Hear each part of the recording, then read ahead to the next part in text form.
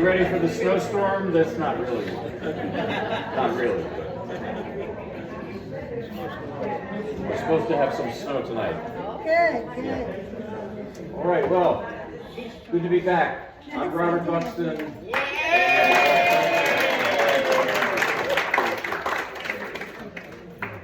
And Happy New Year. I know it's a little too late to say that, according to Larry David, I think. But I'd like to start by improvising for you. And what I'll do today is I'll just improvise a free improvisation. Usually you give me something like a piece, or I think last time I did like Joy to the World in the style of Hindemith or something. But today I'm just going to make something up out of thin air. Good. And I don't know what's going to happen. Good. So, yeah. Just impressive. Well, nobody, I don't know what, every time I say what I'm going to do with the free improvisation, my heart sinks a little because it's like, you're committing to something that so.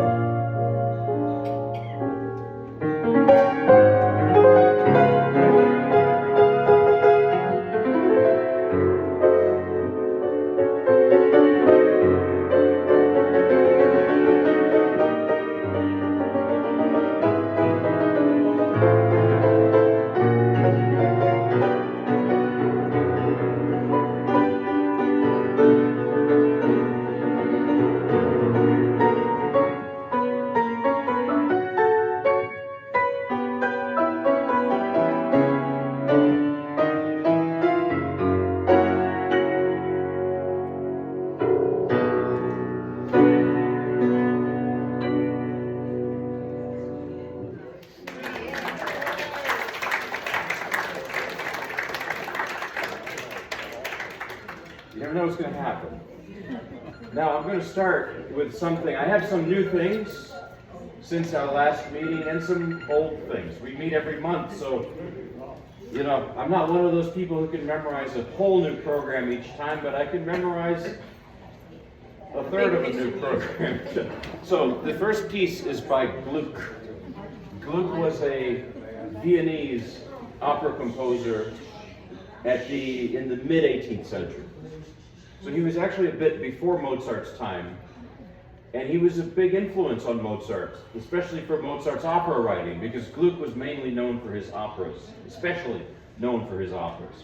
And this excerpt is from the opera Orpheus, or Orpheus and Eurydice, which is based on the ancient Greek myth in which, Eurydice dies, she goes to the underworld, and Orpheus follows after her to save her. And he gets there, he brings his harp and plays it for Hades, who finally says, okay, you can take her with you to earth again, but don't look back. That's the line also in the Old Testament, in the Torah, in Sodom and Gomorrah, don't look back. Well, unfortunately, they're almost back to earth, and Orpheus turns, he looks back and loses her forever. So it's a very sad, it's a very tragic myth. But in the mid-18th century, this was sort of the age of enlightenment. They didn't like things like that, bad, sad endings. So they changed the plot around a bit. I saw it at the Met in 2009 or so, which is a long time ago, actually. It doesn't seem like the pandemic did something with time, in that opera, I was really shocked because I knew the myth and I hadn't looked up how the opera ends.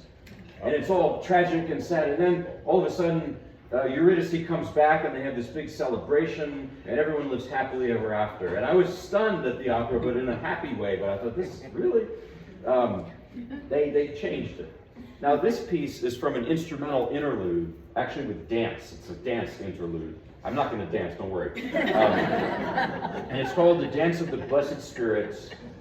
And this is the melody, famous melody from that Dance of the Blessed Spirits.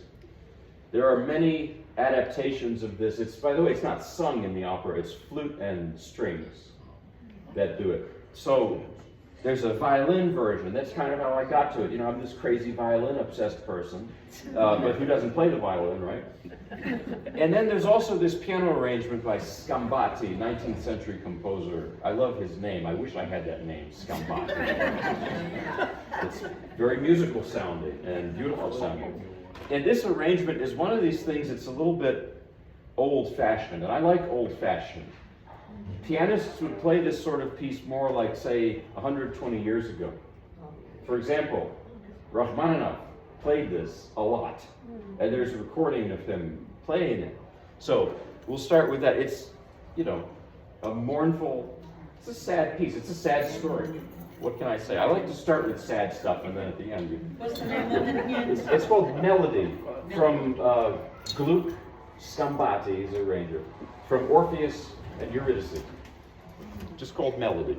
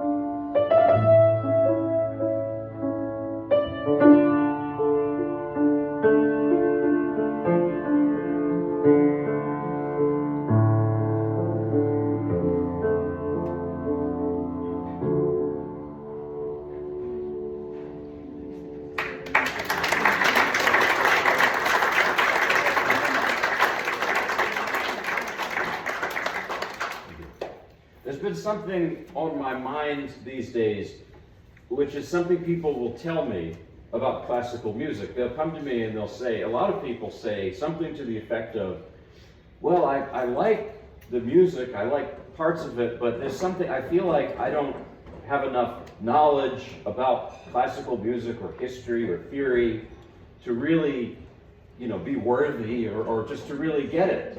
And it's old music, and the myth, by the way, the Orpheus, it's an old myth. How do I feel more? And my answer is really this: it's trust yourself. Because there's a lot of, messages out there that would seem to reinforce this, that, well, you need to be possessing some special knowledge, or you need to listen to somebody who has special knowledge. There's a quote from Stravinsky, who was no lightweight as a musician, as an intellectual, by the way. And this is not to sound anti-intellectual, but Stravinsky said, I've never understood a single bar of music in my life, but I felt it. And that's what it is. And I really think that that's, in a nutshell, it. And trust yourself, what you hear, and studying history and theory are important, but they're always secondary to that primary emotional gut reaction. And so trust it. That's the thing. Everyone has that, and we just don't trust it necessarily. That piece I just played, it's about the loss of a loved one. And if you've ever experienced that, well, then you get the piece. And I think it's that simple.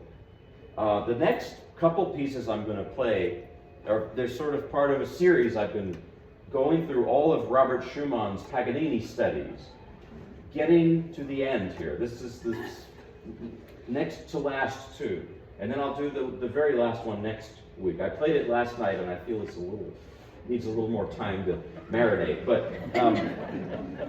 But still, Robert Schumann heard Paganini in the 1830s. He was blown away by Paganini. Paganini was like this, I've said this a million times, he was like a rock star of that time, like a Jimi Hendrix of that time.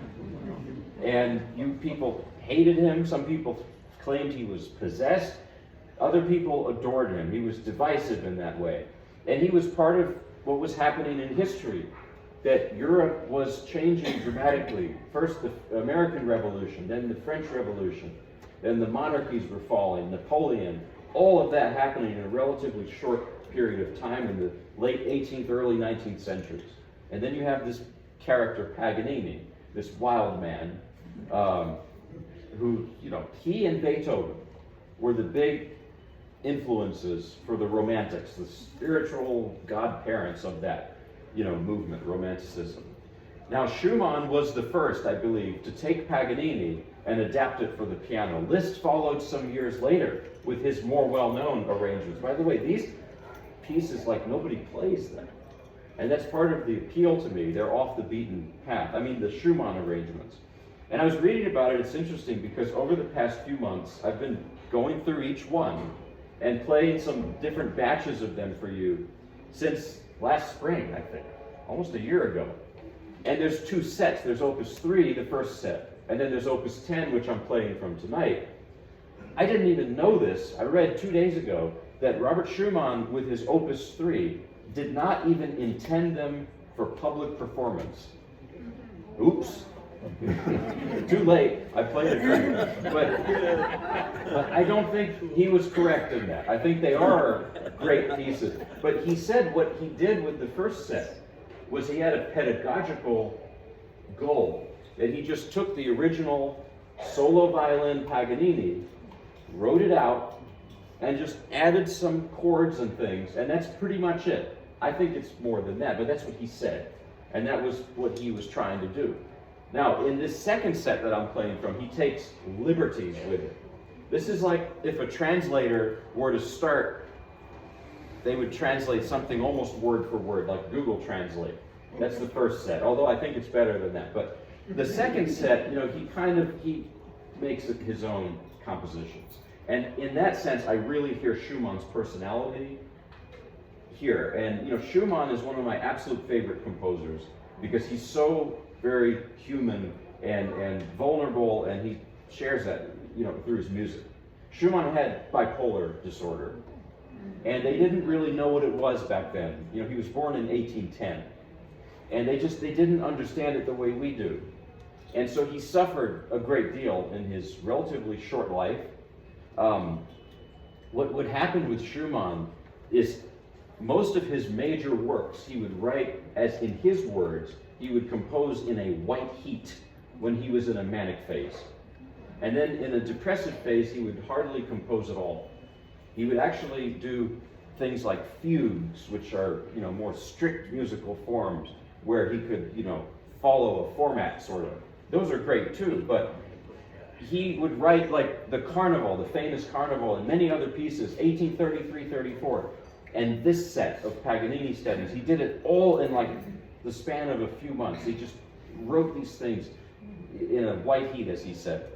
The first one I'm going to play, yes, even though it's Paganini, as I said, I hear Schumann, and you hear these rapid changes of character. That's Schumann.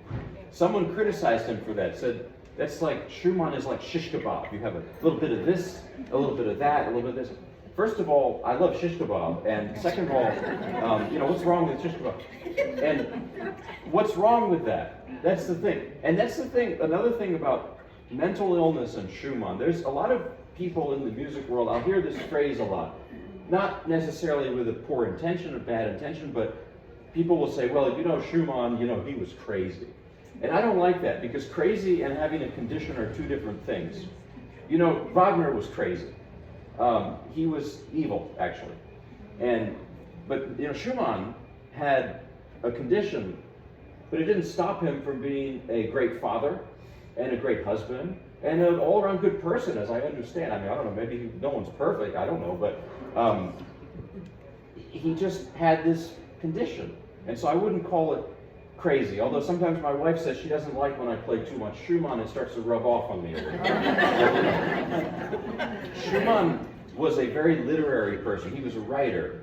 He wanted to be a novelist initially, and he created alter ego characters for the two parts of himself. He called the manic side Florestan, and he called the depressive side Eusebius. And you're going to hear both in this next piece. I think I did this for you last time, so this one, and then the next one I did not play for you last time because it is fresh. So here is the first one. And you're going to think that it's over several times, but it's not. Because, and by the way, one writer said, I like this, Schumann's music, especially these pieces, high risk to reward ratio. In other words, excruciatingly difficult to learn and awkward to play, but doesn't necessarily sound that hard. And it's hard sometimes for people to relate to Schumann because he's not as clear-cut and almost direct like, say, Chopin. Chopin had a different personality. To me, I'd say Chopin is more classical in a way. He's more straightforward. Schumann is, he's got all this, his music is like referential, or it's associations. I don't know, it's different from Chopin. So here is, elusive is a good word. He's elusive. So here is the first Paganini study that I'm going to play in C minor.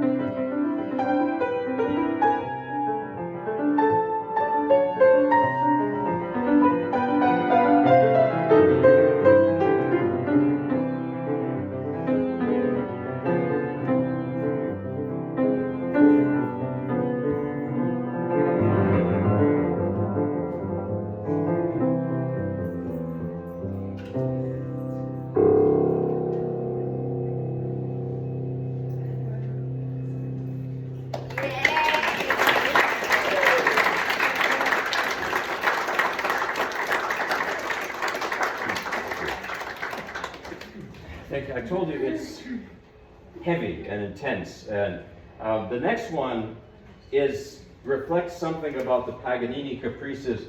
The Paganini caprices, caprice means like capricious, off the cuff. And a lot of them also function as like technical challenges or exercises. They're not really exercises, but some of them have this quality, like the next one. And the next one is pretty much, I think there's like one place where it takes a breath, but it's just non-stop 16th notes. Da, da, da, da, da, da, da, da, da, da, like that almost the whole time. And it sounds a little bit also like the La Campanella, which I've played before, which is another Paganini piece, not a caprice, but anyway. There's something about this, it reminds me of somebody who's talking a lot, like chattering, but it's got like what's the word? It's got a hyper feeling. Well, and I think this is maybe the manic depressive, and I say this because my great-grandmother had bipolar, and my dad was very close to her. She was a wonderful, wonderful grandmother to him. But he said sometimes when she would get in a certain mood, she would talk a lot. And it would be fascinating. She'd tell stories, but sometimes the way my dad described it is that she would be almost like breathless at times. There was so much emotion there. I think that's like this. Just my guess. Again, I didn't know Schumann. I wasn't living in those times. So, like, when I say these things, it's kind of a guess. I'm not telling you, like, this is what it is. But anyway, here's the next one. It's pretty new for me. And it's a little bit terrifying, so, yeah.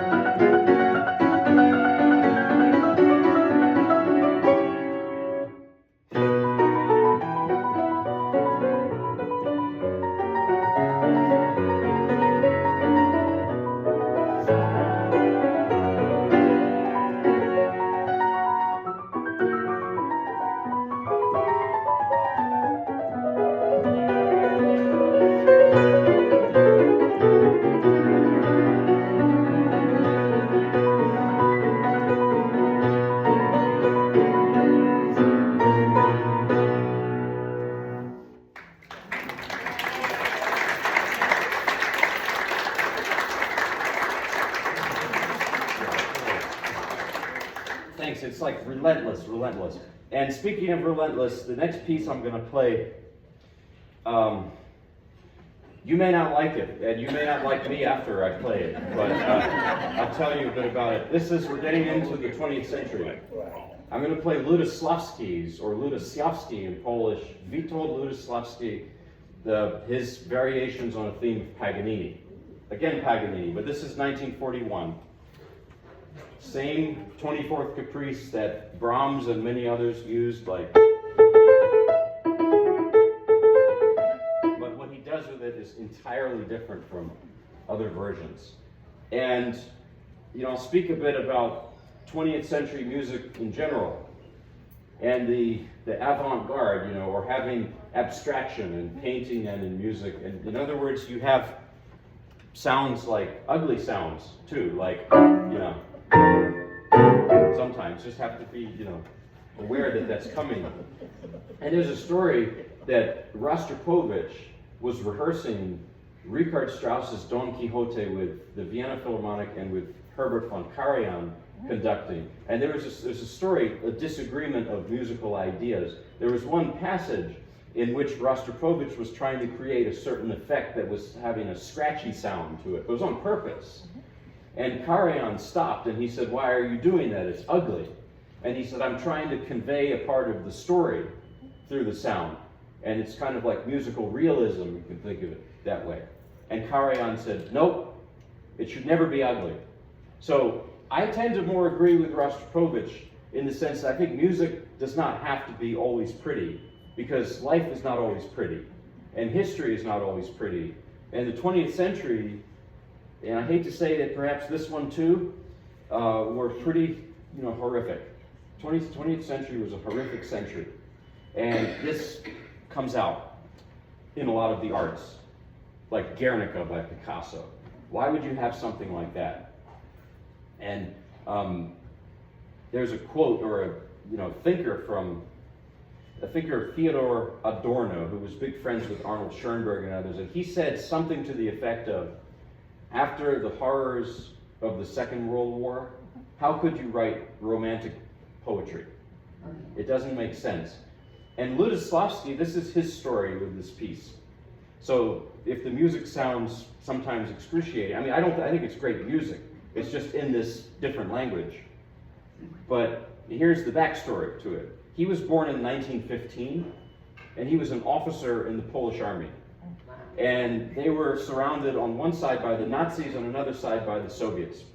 Both enemies for a time.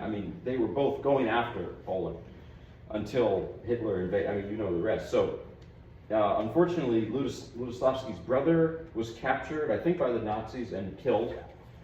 And it got to a point where the Polish army collapsed, and he simply walked back to Warsaw. And I want to point out, before going further, that if Ludosławski had lived, for example, in the Warsaw Ghetto, or if he had been Jewish, his story would have been even more horrendous. But it was still difficult for him. He was not living in the Warsaw Ghetto. I just want to point that out. Now, he got to Warsaw, and to make ends meet, he did concerts in bars, 2 piano concerts with his fellow composer Andrzej Panufnik.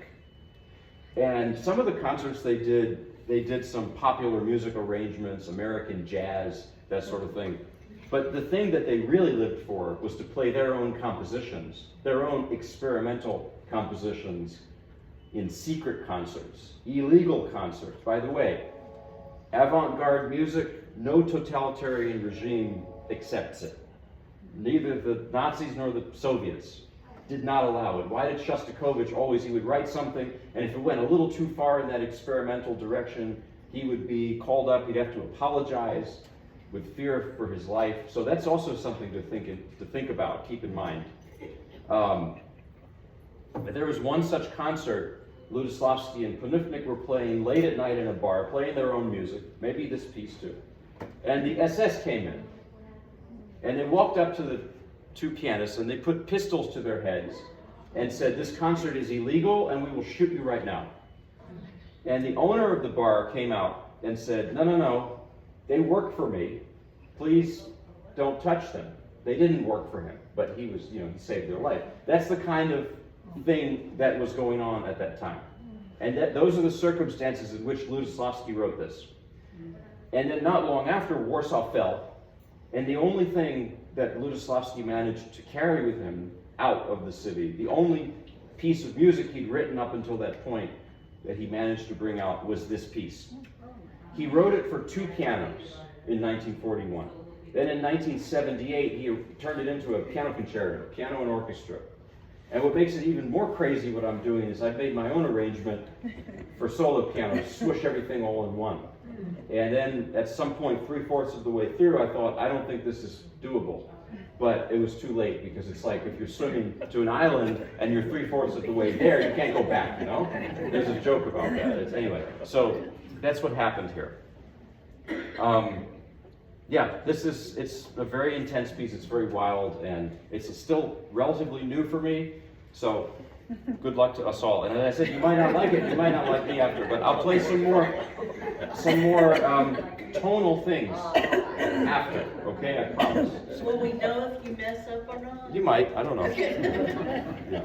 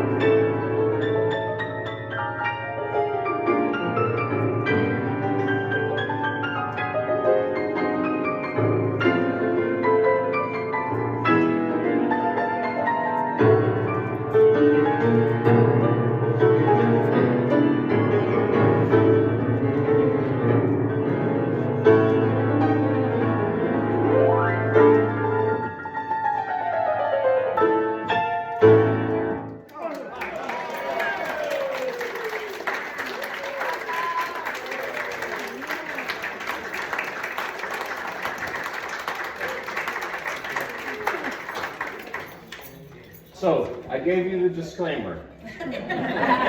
but you can't, I mean, and I'll tell you this about 20th century music.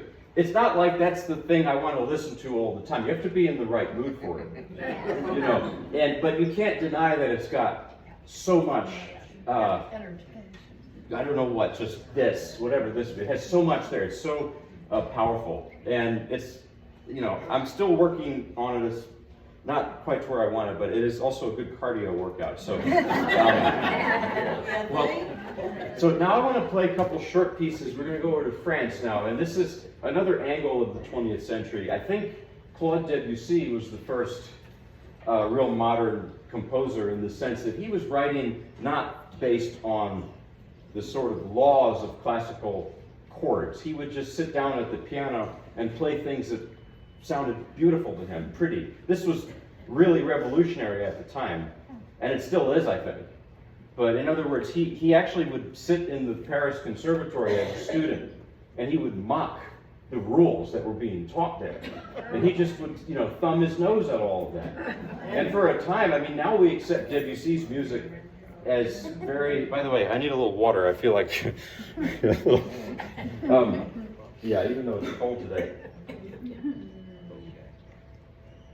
So, anyway, this is an early work of Debussy's. It's called Beau Soir, Beautiful Evening, which it is today, except it's cold. But, and this is an arrangement, because I'm not going to sing it in French, okay? It's a song, and you don't want to hear that. This is an arrangement by Daniel Héricourt, and I'm really devoted to Daniel Héricourt because the name might be familiar. He was born in Paris in 1903, moved to the U.S. in the late 20s, I think. And he taught at Indiana, a few places. He ended up teaching at UNC Greensboro and living there for many years. And his widow, Jane, who's a great pianist and musician in person, she is very active in Greensboro, and I see her often and talk to her, and she gave me a stack of music of her late husband. That's where this is all from. I don't even know if this arrangement has been, played much, and that's what's intriguing about it. So, you see how good our state is. Daniel Héricourt chose Greensboro over Paris. Not bad. I have a story about this, how I found out about all this. I was doing another arrangement of his about a year ago, Ravel. By the way, he knew Ravel and he knew Debussy personally, Héricourt. And I mentioned I was in Greensboro, and I'd read about Daniel Héricourt, but I read only about the first paragraph of his life because I was in a hurry learning the piece and I just didn't bother. And this lady comes up to me afterwards and she said, Daniel Héricourt was my neighbor in Greensboro for 25 years. And I said, the same person? She said, yes. And I couldn't believe it. So that's how this whole saga sort of started. And the moral of the story is always do your research before you So I'm going to start with this piece, this relatively early work of Debussy's, vocal piece, and Daniel Héricourt's arrangement. And this is the way I would call this is the early and late 19th, early 20th century, which musically was a period of wide open space, and composers were starting to experiment. And then that went in a different direction after the First World War, and even more so after the Second. There's a different mood to this piece than, obviously, Louis-Slavsky. So, yeah, here it is. Debussy, Héricourt's arrangement, Beau Soir.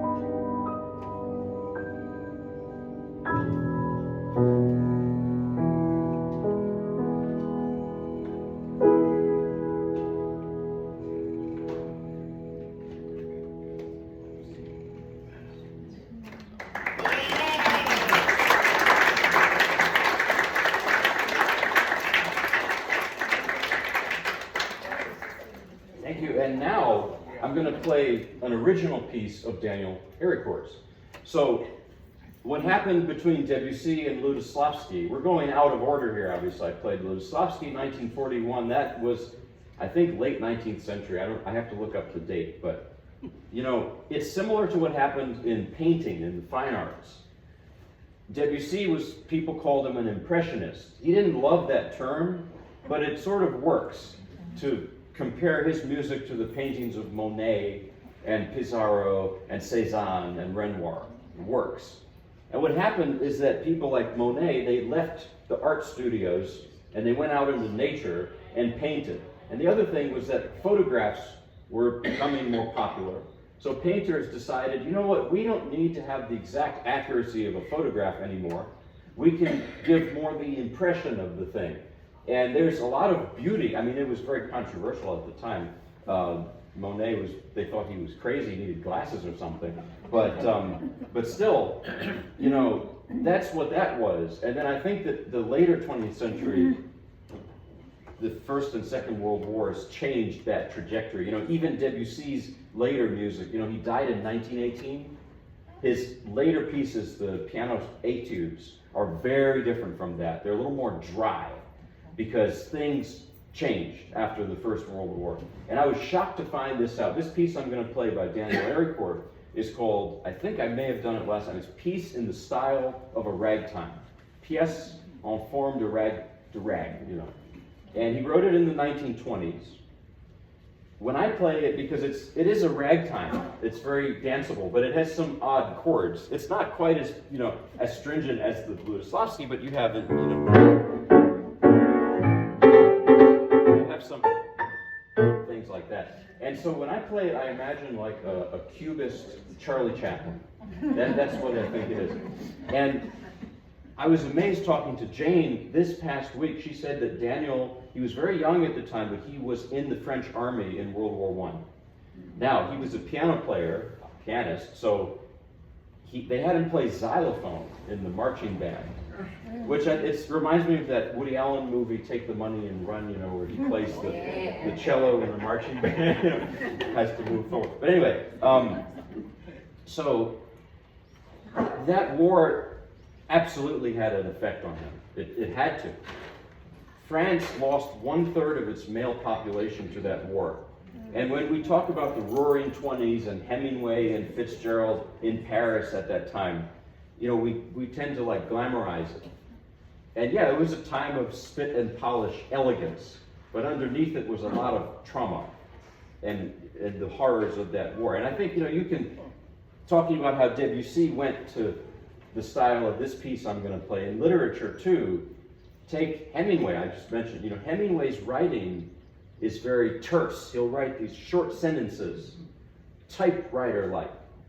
And I think that's the 20s and 30s, that was that style, and it was a reaction against what had come before. There were people who believed that the overly romantic, you know, feeling of before the First World War actually led to that war in some sense, you know. So, anyway, this is Daniel Aricourt, Pièce en forme de rag. As I said, I think it's like a cubist Charlie Chaplin. So you see, today we're spending a lot of time in the 20th century. We'll even go to the 21st century next, because I remember I played here some time ago, someone said, do we even get to the 20th century? Because I was all in the 19th and 18th. So yeah, today we are. So pretty much. Okay, here it is. Daniel Aricourt.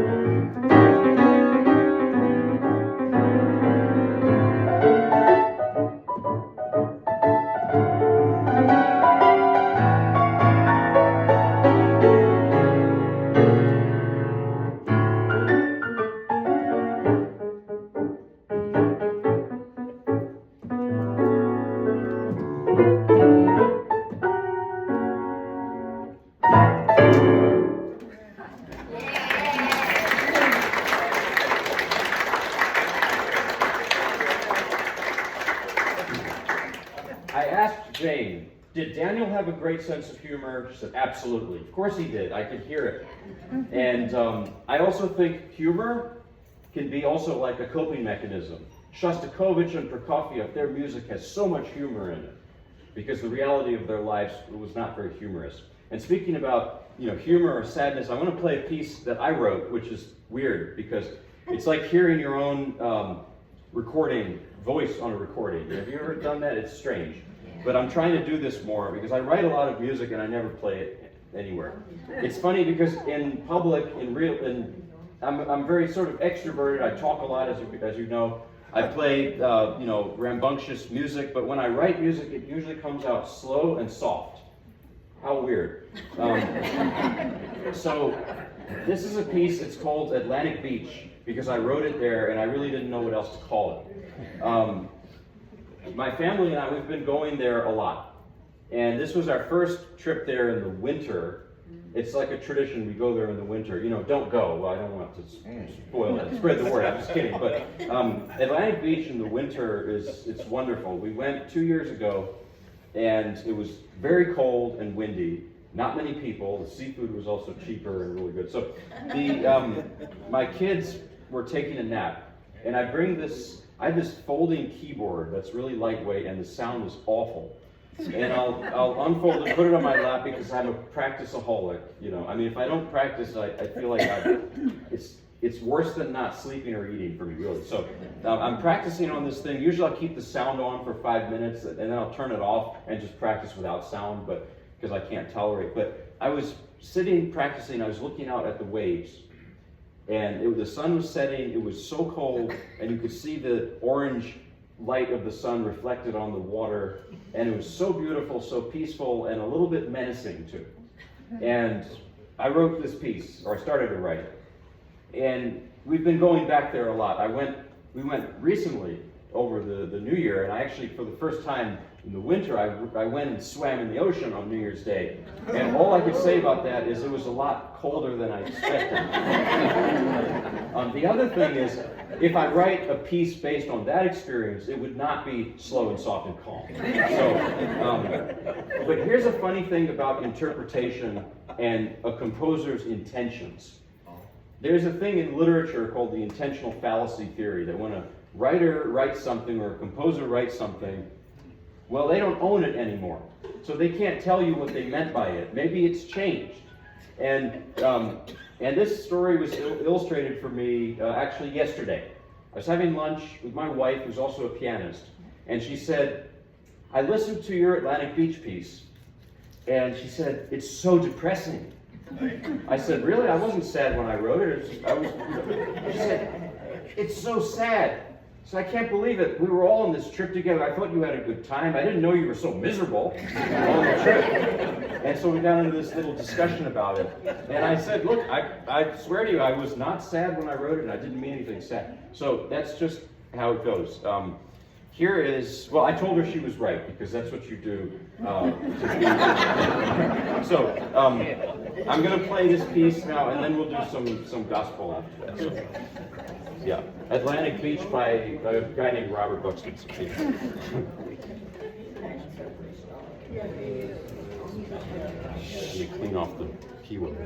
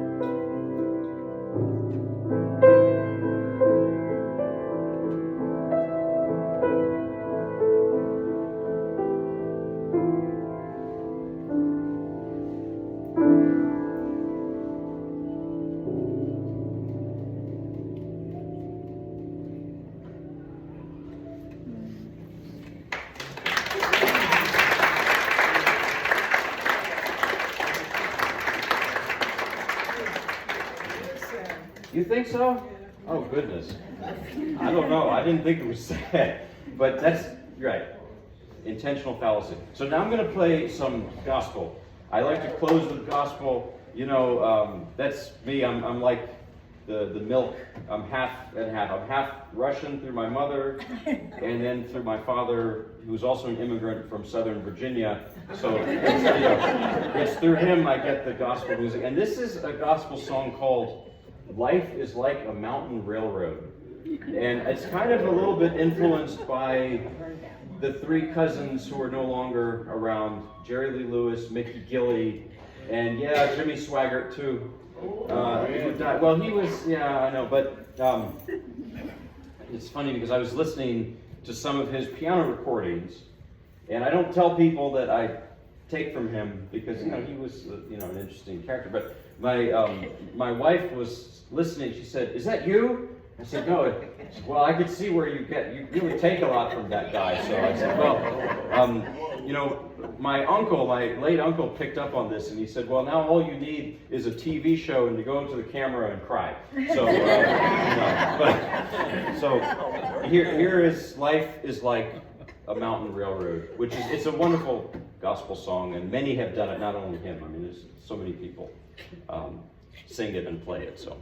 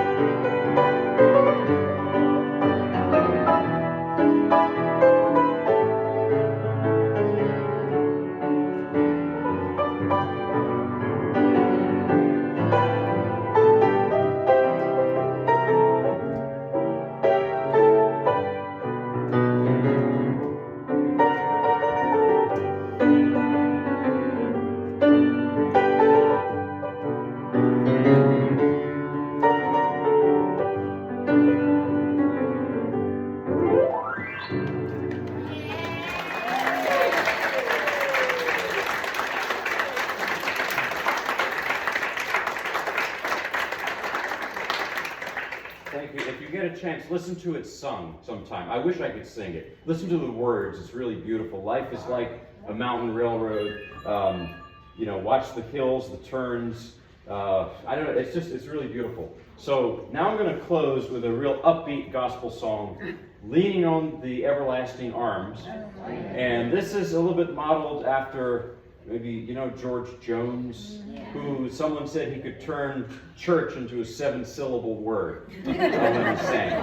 And so I want to close off with this, something a bit uplifting. Because, we went to really some odd corners of the repertoire today. And thank you for going with me there. So we're going to close with this, and it's always a pleasure. Thank you. And thank you for letting me try out odd things with you. So, thank you very much.